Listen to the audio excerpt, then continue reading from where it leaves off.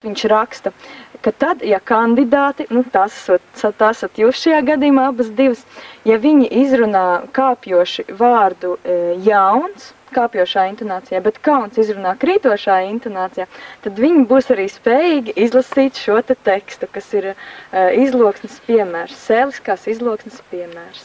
Vīčotes mēdz būt cita par citu smukokas, bet ja ir todas, kas smukākas par visam, ko tad tu teiksi? Ļoti smuka mīčote.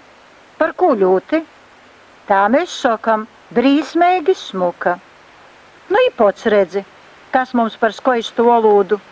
Mums var būt i troki zirgi, i trokai lāni zirgi, gudri vēri, ir oplamai gudri, vārgi vecējuši, i stipri vārgi. Jūs tiešām ikdienā tā runājat?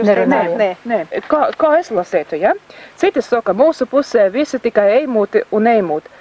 Nāk neviens nenākot. Nāk gan, kas bez kojatis nāk, kas kojam tis īt.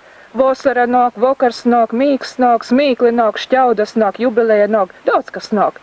Bet ja tev kojas, tad kas par nākšanu, tad tikai īt. Man redzējis, ka mūsu puses valoda ir labāka par citām.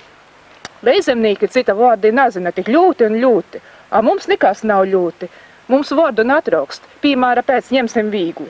Vīgla nosta, ka tev vīgla nosta, tai nemanēsi kā uz placīm, bet citu reizi nosta vīglāka par vīglu. Ko tad tu pateiksi? Ļūti vīgla nosta? Par ko ļūti?